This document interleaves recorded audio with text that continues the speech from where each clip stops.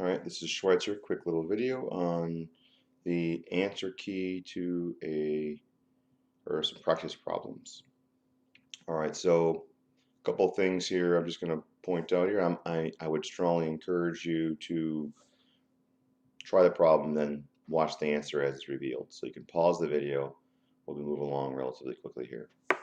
Alright, so let's draw a picture here. We have ourselves a box. It is on a surface. The acceleration of this box is equal to the net force over the mass.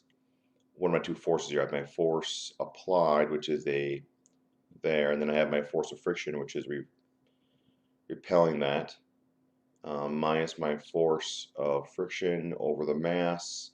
And of course, these match and they are 0. So in this case, the force of static friction action on the box is equal to the force applied, 12 newtons. All right, this one right here, a couple things I'll mention about this as you take a look at it. Again, I'm not going to remind you, but the best practice would be to have this video paused and try it on your own. Get frustrated, check the answer. All right, so first of all, force normal, if you're sitting flat, is just mass times gravity. So this guy here is just 12 times 10 is 120. I got it done. These, if your force is pointing up, then you're actually pulling the box off the ground a little bit, and your force normal goes down.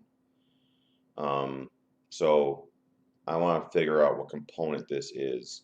My force, the way you can see this is my force of gravity equals, because the box is not moving, in the y component, the force applied in the y direction, which is this guy, and my force normal. So in this situation, it's the force of gravity equals the force y plus the force normal. If I want this guy, it's force of gravity minus the force y equals force normal. So I subtract these two. Once again, the box is lifting up. If it's going down, you should be aware that now the force of gravity is here. The force y is there, and the force normal is now these two added together. Okay, so we're going to move much quicker here through this. I want this component. That's the opposite of a 60-degree angle of this hypotenuse. So it's going to be, in this case, minus for this guy. It'll be a plus and a minus. It's going to be minus for the top two because it's pulling up, plus for the bottom one. All right, and I just went through and calculated them quickly. You could probably find a shortcut and cut your way out here. You could look at the problem and try and see which one it actually is B, the smallest. I kind of zipped through them pretty quickly. So it's going to be, for example, the force applied times the sine of the angle. Okay, and I just ran through them pretty quickly here. So I'll just show the answers here, and you can see what we have here. So, all right, so the first one, again, there's all my work, and you can check your answers. So in the order 90, 120, 63, and 174, there's all my work there. Therefore, B is the highest, so that's cancels out this guy, C. And then C is next, and then D, so B is the answer, and A is the smallest. All right, just a little heads up that this is a pi symbol. Looks kind of strange, but it is just a pi. All right, how do we go about solving this problem? So first things first, we have any planet. You want to know that force of gravity equals force centripetal. That's what we're going to be working off. That's the main idea. So at that point, we're just going to solve for the mass of Jupiter. That's really all it comes down to. And and I'll plug in this is the force of, right here. This is the force of Jupiter, the mass of the satellite. That's the mass of the satellite. And I just solve for mj. At that point, this should move really quickly. One little small point here. Okay, so again, and it says t. What does that mean? Well, t is the time for one revolution, or one period. It's called period. One event. So its unit is just time. Could be hours, could be years, could be, so it's just time. A lot of times we just use seconds because we, for different things. But so to get one around is 2 pi.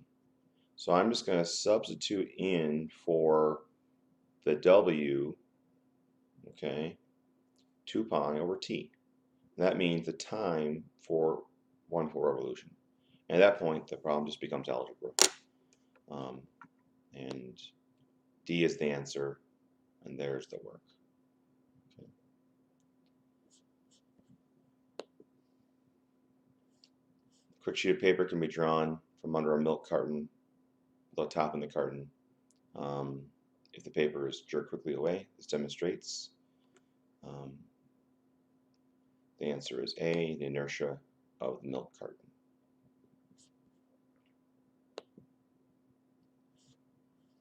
A car of mass m is going up a shallow angle. The horizontal, the driver suddenly applies a brake and the car comes skating to a stop. The coefficient of static friction between the tires and the road is US. The coefficient of kinetic friction is which expression represents the normal force on the car. Okay, so first of all, kind of want to draw this out.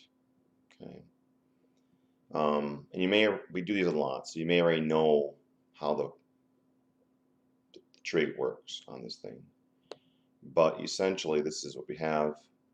I just want to know the fact that the car is moving, it just doesn't matter. The car is staying stationary.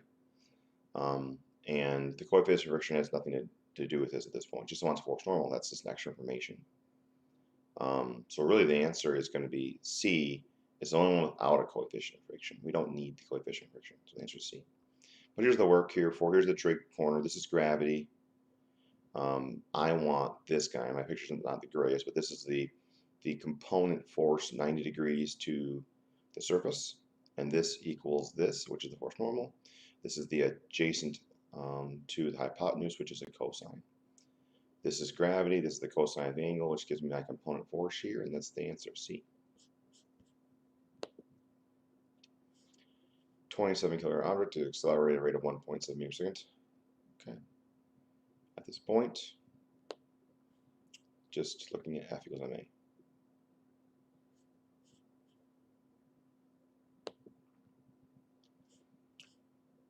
How are two identical masses moving if they are attached by a light string passing over a small pulley? We really want to be ready for a problem like this, and variations of it, with friction, without friction. Something we want to be ready to jump on. So they're the same mass. That's important. So in this case, the answer is D, with an acceleration less than G. Well, if I cut the string, this thing just going to fall at G. So the fact that it's pulling this behind, even if there's no friction, it's supposed to move a greater amount of mass. So the work on this is just going to be the force, which is the force of gravity. But since this gets bigger, then A becomes less. The bigger that this gets, then the smaller this gets. So can't be anything else.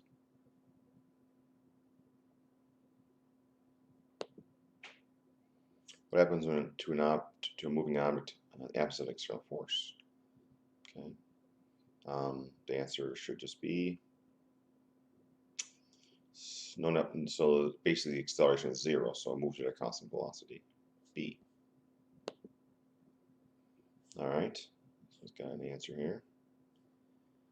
Alright, so this one here kind of, when I first looked at it, um, kind of caught me a little bit. It's a pretty simple question, but when you read this question, if you go too fast, I read this problem as the acceleration was 0.5. So if the acceleration is 0.5, the problem is just a little bit more difficult, meaning that the tension on the rope isn't just holding it, it's also pulling it around a corner of the circle, and therefore be greater. But it's not. It's just constant. It's being pulled up at essentially a constant rate. This is another common problem to like that of an elevator. And if you were, standing on a scale in an elevator, all right, and all of a sudden the elevator starts to move up, you would see the scale get larger or heavier. But once the elevator got to its main cruising speed and just maintained a constant speed, then you would know that that scale would go back to the original weight of the person. And then when it stopped, it would actually become less. Either way, because constant velocity, the acceleration equals 0, and the answer is just 10 times 10 would be 100. Next one, block sliding down a frictional slope. What is the force parallel to the surface? Okay, so another common question. You should be ready for this. Draw a picture out. If you don't know this already, there's my triangle. And I'm looking for this component right here. Here's my angle. That's this angle right here. And I just want that parallel piece there. The answer is B.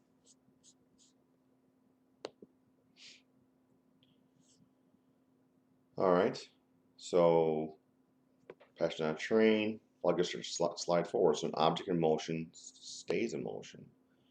The answer is slow down because, well, I have this moving car train and everything's moving at the same speed, but all of a sudden this luggage starts sliding forwards. That's because the train is going backwards, and therefore the answer is slowing down. A. What is the value of G at the height of Earth's surface that is equal to the radius of the surface? Okay.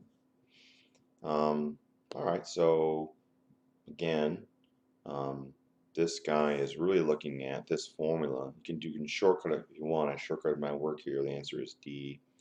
A few things you may want to note about this problem is that, okay, you have center of Earth, you have Earth, and they're saying that this distance here, what's the gravity, at this situation? Now, again, why would you have gravity there? Maybe someone might think there's no gravity there. But let's say you have a satellite that's rotating around Earth at that point. There absolutely is gravity. And the gravity, the force of gravity at that point equal the force centripetal. It's pulling it around the circle. But in this case, the force of gravity is equal to the universal constant mass of Earth, mass of this other object, over the radius squared. And since this got doubled times 2, it is going to be 4, which is 1/4 or a quarter, and that's where this came from. At that point, we just shortcut it to the normal acceleration here. It's going to be 1/4 of that, which is 2.45, and that's my answer.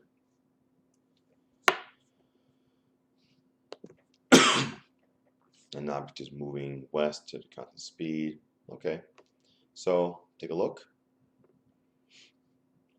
All right, so at this point, just kind of so we have here, we know we're moving at an acceleration of 0. So I got reading the problem, like we got a force being applied this way and a force applied this way, but my net force equals 0. So I need this force to match these guys. So I redrew it.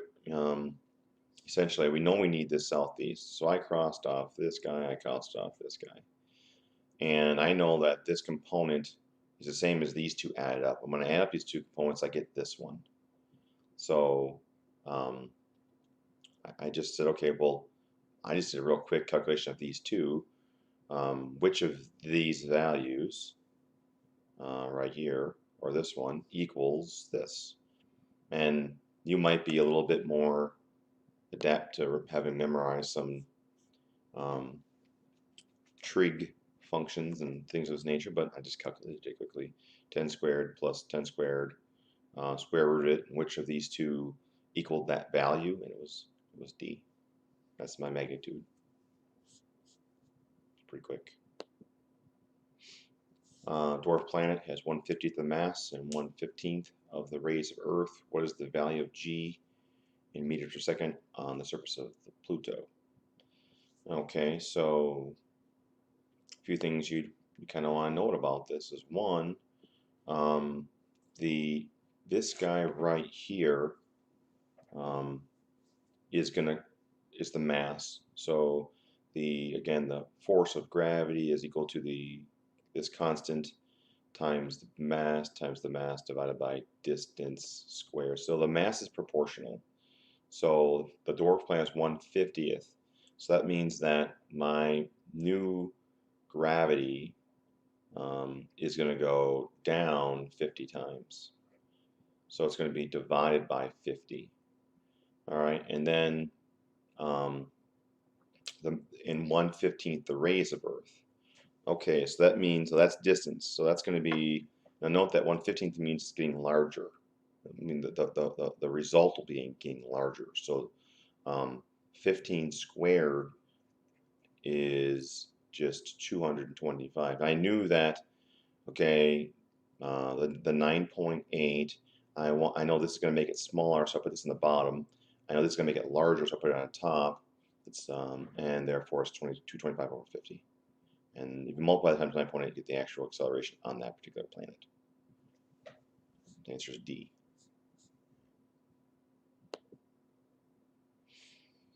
John kicked a rock horizontal on a cliff at X meters per second. Jill kicks the rock with a velocity of 2 times that. If John's rock is in there, T time, how long Jill's rock be in there? Okay, so answer is that the cliff is the same cliff, so the y component determines time in the air. The answer is A. John's kicked a rock off a cliff X meters per second. If Jill's kicks the rock with a velocity of 2 times X, 2 times John, if John's rock travels a distance of D, how far did Jill's travel?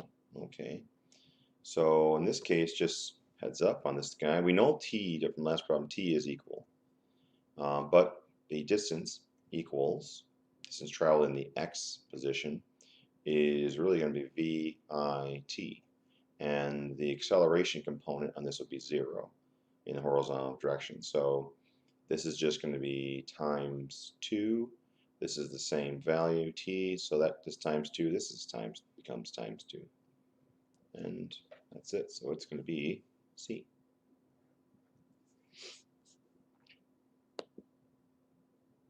All right, so let's take a moment here. All right, and if you have done so, please check all those answers. I would strongly encourage you just to kind of try out these and make sure you can do a bunch of these. This is going to be a review topic. Okay. All right, so at what time is the object at the highest velocity? Before we get too far along here, you really got to just calibrate yourself on this. I call it calibrate, but what does the slope mean? What does the area mean? This is the velocity, so here is 0 velocity. Here is velocity x, velocity y. This is the distance, so the slope is velocity divided by time, so the slope is acceleration. So you start at 0 velocity, accelerate up to a higher velocity, holding at constant velocity, accelerating up to a higher velocity, holding constant velocity, slowing down to a stop. Area of the curve is division of these two, which is just a meter, or distance. Distance is area under the curve. So, at what time is the highest velocity? Well, it's right here. The answer is D. At what point does the object have the largest acceleration? Well, that's the steepest slope. Slope represents acceleration. That's going to be time C. At what time? At time E, so this guy right here, which of the following is true relative to the velocity and the acceleration? So time frame E. Well, we're going from a high speed to low speed. We're traveling in the positive direction. So I have a positive velocity. I'm still in this whole entire thing. If we drew a position, I'm traveling this way the entire time. So I would be going faster, faster, faster in the positive direction. All of this area represents positive direction. So I have a positive velocity. I'm slowing down, moving to the right, just not as fast. All right, so positive velocity and then just slowing down. So I have a negative acceleration, means I'm slowing down.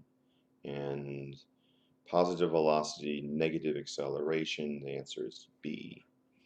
At the end of the time frame, did the object turn back to its original position? The answer is no. The graph cannot show me. No, it can.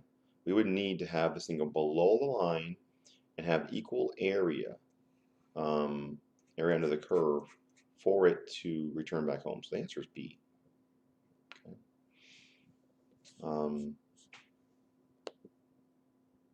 All right, so a couple little things here, problems to try out. Common questions here. You know, we have basically three variables here in a mass. Common questions might be, okay, what is the tension on A? What's the tension on B? What's my angle? Derive formulas. Either way, so with that being said, derive a formula for the tension on wire B. So really when you do this thing, you need to have a really good understanding of that this is a static equilibrium. So all my forces are balanced. So I have a y component here. This is the only y component, by the way. So this is essentially the only y component is the force of gravity going down, and these two are equal. So let's go T A y. That's the y component of this thing here, and this is just to be the force of gravity, and those two are equal. T A y equals force of gravity. And then this component here is T A B, I should say T A X, X component, and it's that guy. So T A B, X, equals the force of tension in the B. And then now we just answer a question. It becomes a trig problem at that point. Derive the tension for B. So I just want this guy, which is basically this. So I got to write a formula out that's going to equal this guy. This angle is this angle right here, by the way, I believe. The way it looks is it might be. Never mind. I guess the way it's written, it would be this angle right here. Okay, so let's just do that. Trig function. In terms of TA and the mass, gravity. So what do I have? I don't have TA, but I do have. All right, so let's just kind of look at this in a trig situation. So I want this guy. So I have the tension on this guy is TA. So that's my hypotenuse. So I'm looking for an adjacent. So I'm going to use cosine. So the cosine of the angle would equal the TAX over TA. Okay, so I'm just going to rearrange for TAX. So the TA times the cosine of the angle, right, equals the TAX. Okay, now that would be one way of looking at it. Okay, another way of looking at it would be, okay, what if I use the force of gravity? So let's say I have this guy, okay, and I want to find that guy, and I have my angle. I don't use TA. It depends on how the problem sets. If they say you have to use certain variables or you have certain things. So my force of gravity, which is the mass of the box times the gravity of the gravity, equals, okay, TAY. All right, so I'm going to use this side and this side to find the angle. Now that's a tangent function. So the tangent of the angle is equal to, in this case, the opposite over the adjacent. Now that's going to be TAY, which is the mass of the box times gravity, divided by the adjacent, which is tension AX, which of course equals tension in B. At that point, I want to solve for this guy. So let's go ahead and just kind of rewrite this. The tension in B, which is this guy, is equal to the mass of the box times gravity over the tangent of the angle. So I solved it with variables in two different ways. One in terms of TA, if you knew TA. Another one, if you didn't know TA and you want to use the gravity. Says the mass of the box is doubled. How would the tension on the wire double? Okay, so in this case, that would be using this formula here. Or let's just kind of rewrite this a little bit. The tension on the wire, so that would be this line right here, tension on A. And then this guy is the mass times gravity component. This is my angle right here. Okay, so if I want, at this point, this is a sine function. So the sine of the angle is equal to the mass times gravity of the box divided by the tension in A. Okay, I want to know how these two relate. So I'm going to solve for TA. TA equals the sine of the angle times mass times gravity. Again, you might not want to go this long, this problem. But there's no square components. It's on the top of my fraction, so it's proportional. If it was on the bottom, it would be getting reciprocally smaller. If I double this, I double this. So the answer is, if I double the mass of my box, I'm going to double the tension on my wire. And here is a little more nicer looking answer to what I have here, and you can take a look. Okay.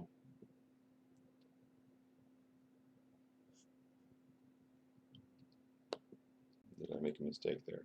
Here I use the sine function, and I use this guy with an opposite. I believe this should be sine. Looks like in my notes here I wrote down cosine. So what I got here? Okay, so if they give you this angle right here, looks like in this one here, again, I was a little bit, that thing's kind of wishy-washy. If it is in fact this angle, then okay, well, it just changes my algebra around a little bit. The problem will be a little more clear, but it would just be the opposite over the adjacent, okay, which is how this one worked out then. And if I'm using the angle right here, then it would be a cosine function because it would be the adjacent and the hypotenuse. So you can see how the algebra works. A 70 kilogram student is hanging 2 meters out from a 4 meter 10 kilogram beam suspended by a wire at 40 degrees. Pretty common scenario, and you should be ready to kind of jump on a problem like this. Typical questions might be, what is the force of tension on this wire? May ask you a component force. For example, the wire is pulling up this way. The components of the wire is this, and is this here. So you should be aware that this part here is this only force pulling in. So that's also the force that this beam is pushing, wire is pushing this beam into the wall at that point as well. And the wall, of course, has to match that. Okay, so torques. This is really just a torque question. So what are my torques? I have this guy dropping. I got the beam pulling down in the same spot. and I have this guy pulling up torque-wise. So the torque of the wire equals the torque of the student plus the torque of the beam. Again, you should this should be paused, and you should just try this all. So, right in terms of the tension on the wire, solve the tension on the wire. What are the X and Y components of the wire? So let's just show you the next slide because we can make this quicker here. You can check your answers. Here we go. So I just wrote that down. This is the tension on the wire, the torque of the wire, which is the tension of the wire times the distance of the wire. This is the force, okay, 90 degrees times the distance, R. This is the force, this is the distance for the, I guess it doesn't matter, we'll make this for the student. And then this guy will be for the beam, force proportional, and then the distance of the beam.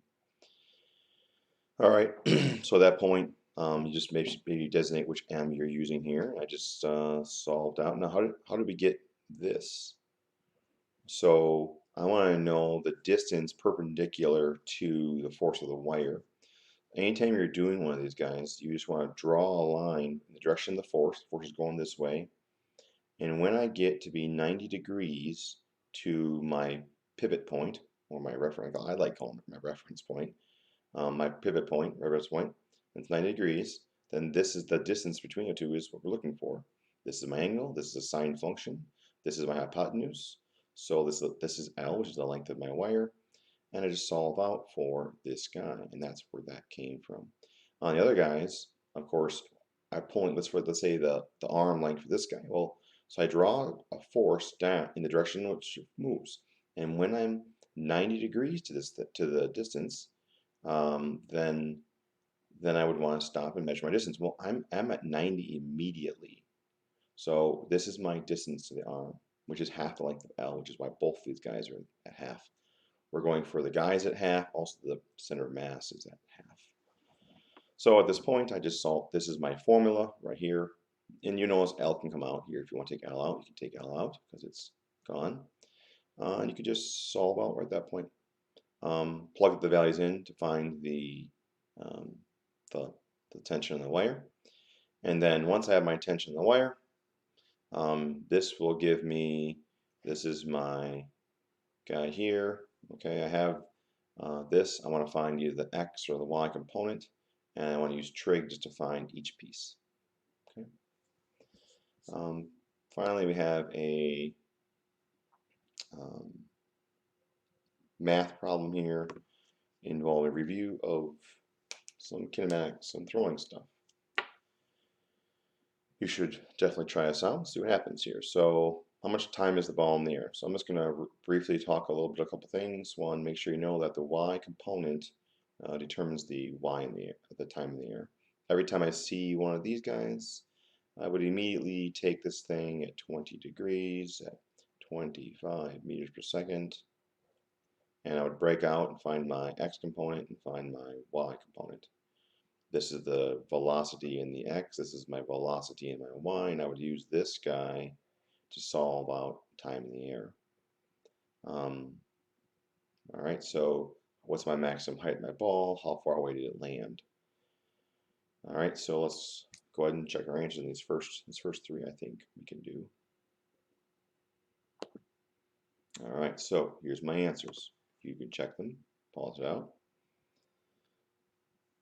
Okay, so my velocity initial, you should also be prepared to write out a formula for it. So it's just 25 times the sine of this angle, which represents VI, and then the acceleration is negative 9.8, so ends up just doing the math here,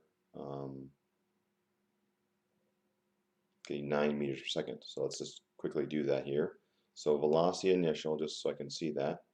Okay, this angle is 20, so I want my initial velocity up. Okay, time in the air. So how much time am I in there? So is that A? Yes. So the so I'm going to do here 20 degrees times 25, which is my velocity. So 25, turn my calculator on, 25 times the sine of 20 equals 8.5. So that means this is my 8.5 is what I got here on this guy. My calculator originally was rounding to single digits, so this is actually 8.5 meters per second. Okay, that's VI right here. Acceleration is 9, so just plug these guys in. I put the 9 right there. So my number's going to be a little different here because of my rounding issue here. And you just solve for t. And I'm going to just do this. It's 1.85 divided by, so subtract over the 9. 9 equals t. I'm going to divide out the 9.8. 9.8 and divided by 9.8 equals 0.87 seconds. All right, and so that's a little bit off, not much. 0.87 seconds.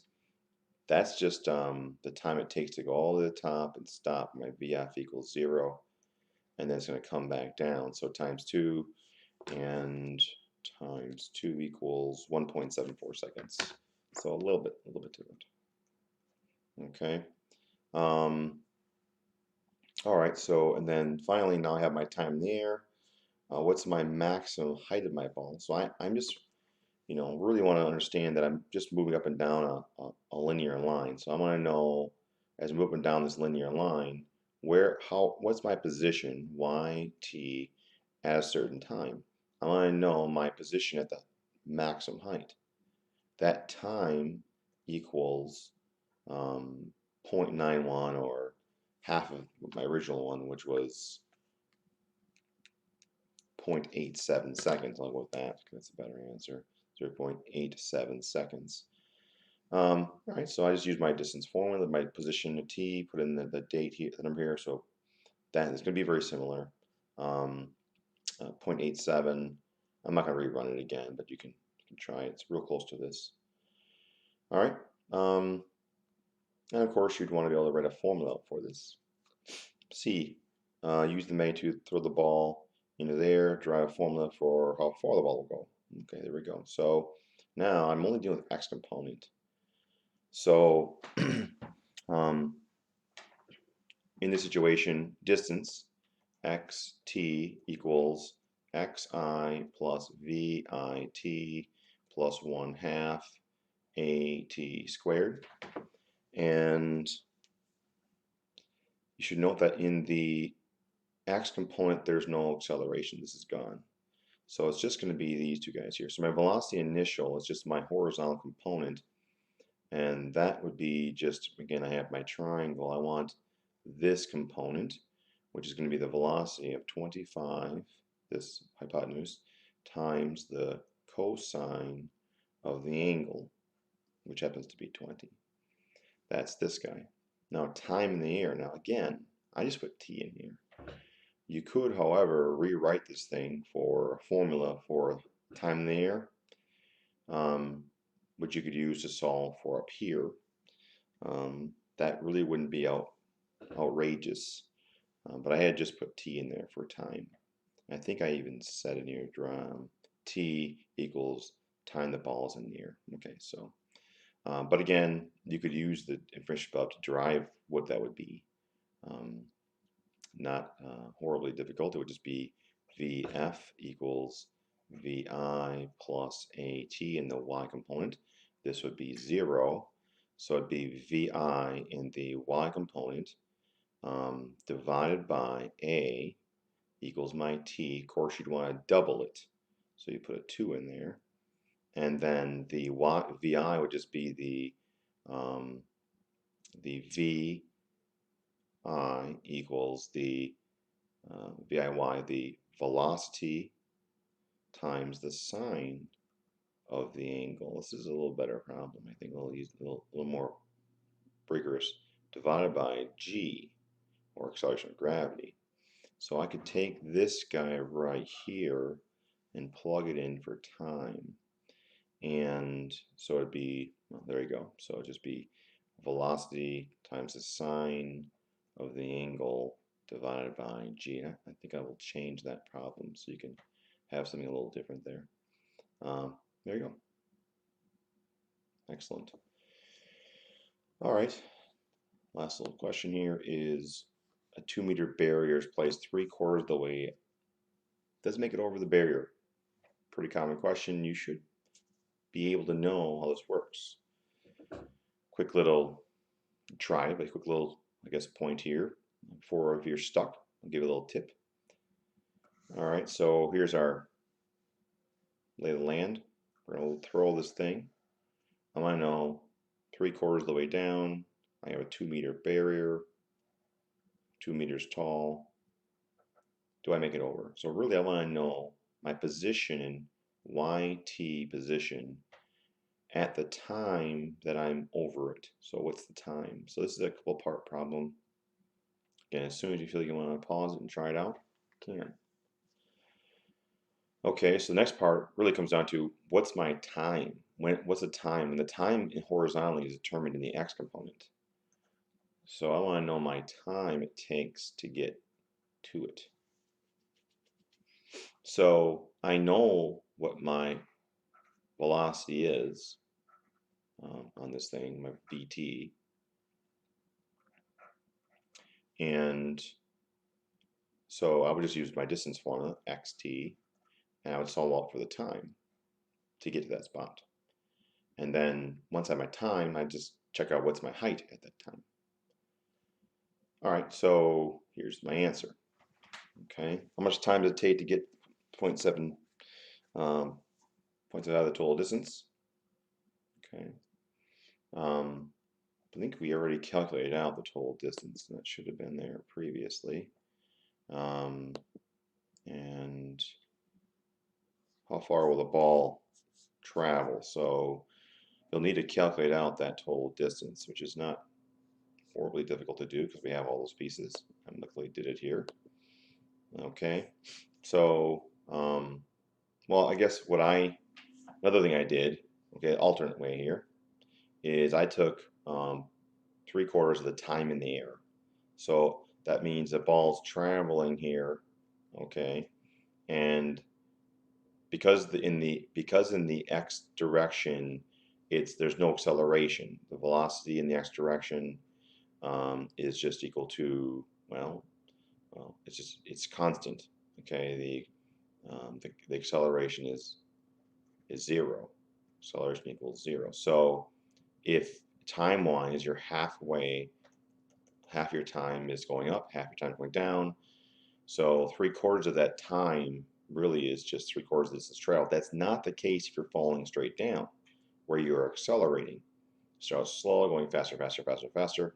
Your halfway time point's not halfway down because you're going faster. Your last half is faster than your first half. Either way, it does work in this case. So 1.37 seconds is the time I'll be 3/4 of the way down. So I plugged that in here and just solved up my height. My height was 3.1 meters. You'll see my numbers are a little different because my calculator rounded. And yes, it'll clear it by nearly 1.1 meters. Okay. And we are done, I believe. Nothing else left here. Thank you.